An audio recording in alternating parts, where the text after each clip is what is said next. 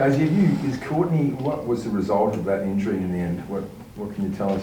Yeah, Courtney's had a confirmed ACL, so she'll miss the rest of the season, which is really disappointing for Courtney first and foremost. She's worked so hard to get herself back, playing some really, really good footy for us. And it's, obviously disappointing, but amazing her attitude already, the way she's responded, and gives you great confidence she's going to come back better. So disappointing for her, but for us, she's been a real shining light in our midfield, and her versatility to go back and play any role as well. So a bit disappointing, but the group's really rallied around her, as I know they will, and next one in. That was the only low point of that game, because it was a great win, wasn't it? Probably 3 and maybe a bit quarters, you dominated. Yeah, it put a bit of a dampener on it. I thought our squad, being a young squad, to be able to manage that emotionally and then respond was really good. Led by Charlie and Bella, our captains. I thought they did a really good job.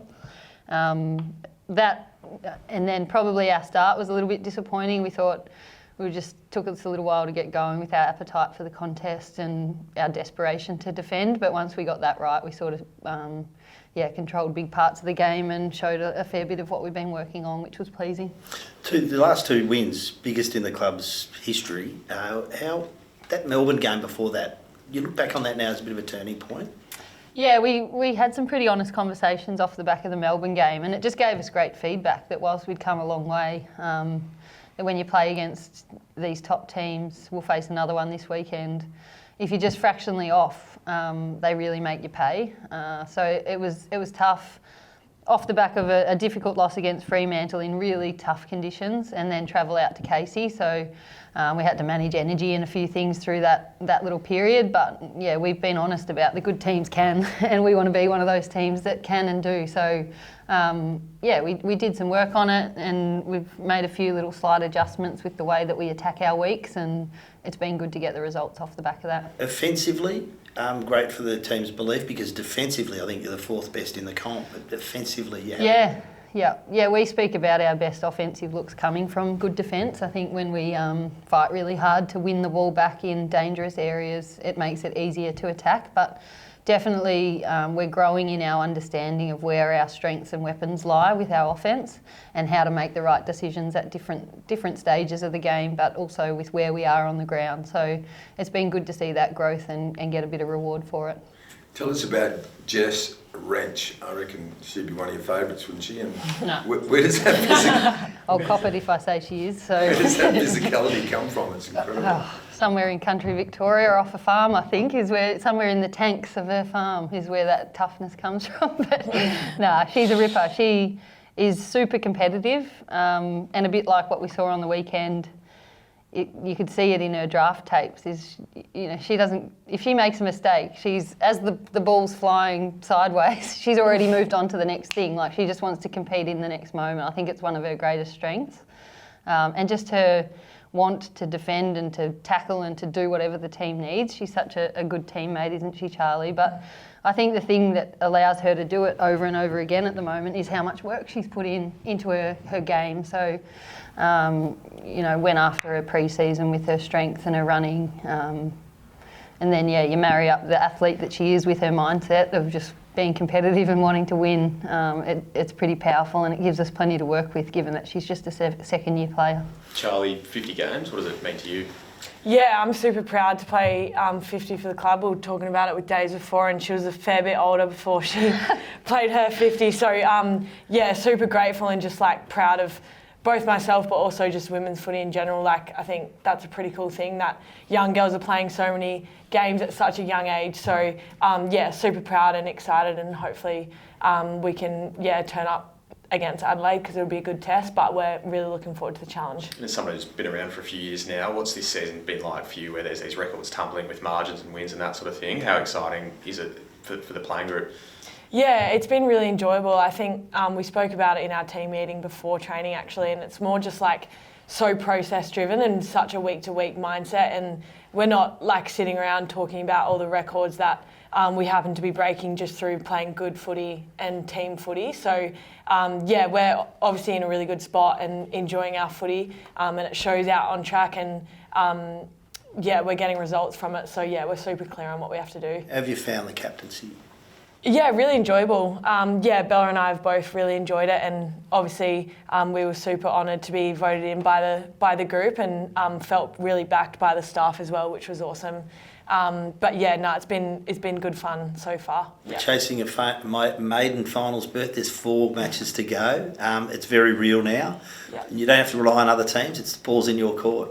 Yeah, absolutely. It's really exciting going to the next couple games. I think it's such a great opportunity just to put our heads down and go to work each week, and stick to our process that has gotten this far, and we'll just see where that places us at the end of the next few games. Daisy, what do you make of Adelaide? I was looking at the ladder before, both on 20 points and just 1.3% apart, so it looks pretty even on paper. What are you expecting from them? Oh, they'll be a really tough opponent. Like, they've been powerhouse of the competition with how strong they are around the contest. Some really strong midfielders with Ebony Marinoff, a big part of that, but dangerous forward line. And then they defend really well as well. They'll get back hard and defend and try and keep the ball off us in our front half, and then give us some challenges with how they add speed in our front half. So, some good tests, but I feel like, the things that we're building and we've been really consistent with, we should stand up against them and give us a real opportunity to attack back at them. This is the next big test, really, isn't it? Because they're a pretty good side. I mean, there's North Melbourne, and it looks like Daylight, and then everyone's all sort of in that bracket, aren't they, to 8th spot? Yeah, I think it's been an interesting season. Like, it seems to be some strong teams at the top, but it's been good to see some challenges really show that anyone's gettable. I think whilst we respect where they're at, we go in with great confidence that we've got an opportunity to get after them. So it is a great challenge. We've got a lot of respect for them to travel over there and play them at their home ground. I think we're in a great mindset at the moment where we're looking forward to it. Is North gettable though? I mean, is there a way of bridging? It just seems no one can seem. Yeah, I think so. Like, not specific to North, but how many teams have we described over the history of footy and sport that are unbeatable until they are? They're playing some incredible footy. It's awesome to see the evolution of the game, and you see that when you watch them play. The hunters below them are always looking for ways to beat them. So, I wouldn't rule it out. It's not theirs until they've got their hands on it, and I'm sure that's what all the teams that make it in finals will be thinking. A bit of GST from Adelaide too. Had a bit of a surprise loss last week. Oh yeah, we expect them to come out pretty fierce, and they'll respond given that the competitors that they are. They've got some incredible players. They have had success because they've been able to manage weeks like they probably had last week and bounce back quickly. So we expect to get them at their best. And Norwood Oval's a bit particular, isn't it?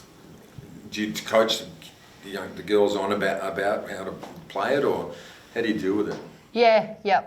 We had the ground coned off today, and we're starting to get used to that, and then talking through some of the slight tweaks that it means with your strategy, and we'll get out and have a look at it in our captain's run when we get over to Adelaide as well. But it is a bit unique with how narrow it is, and it's just one of those challenges. But I think, again, that's been part of the growth of our team, is their ability to adapt to different things that different games throw at us and different opposition. So another good test of that.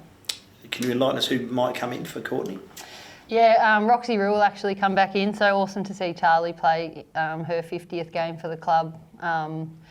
It's amazing to think she hasn't missed a game. The consistency with which she plays at such a young age is awesome. And now taking on leadership duties just hasn't taken a backward step. So 50 pretty high standard games and plenty more to come, given she's been able to never miss, which points to her durability and her professionalism off the field. But Rox will be the other one. She's had a few almost for her 50th AFLW game, but she'll be back in the team this week and has overcome part of the illness that went through the camp, and she's ready to go. So that's exciting. And then have a look at some potential other changes in match committee after this.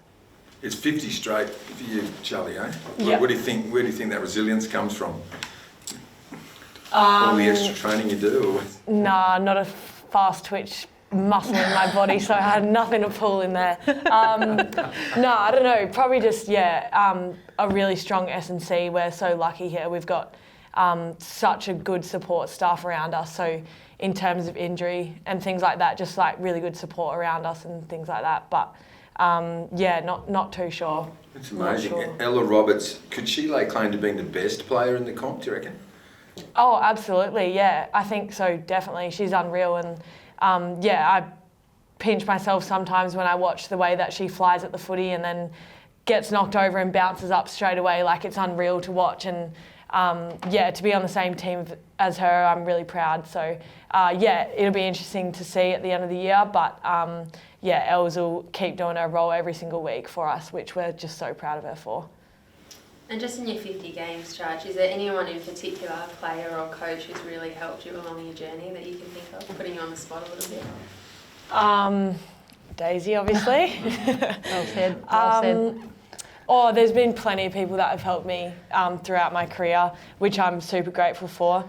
One that springs to mind is probably Rowie. He was my backline coach in the first couple of years of being at Eagles, and now we're not friends anymore because he coaches the forwards. So, he was unreal, and both like helped me on field, but also as a person and leader off field. So, really grateful for him. But plenty of people along the way that have got me here, and I just want to play more footy. So, yeah.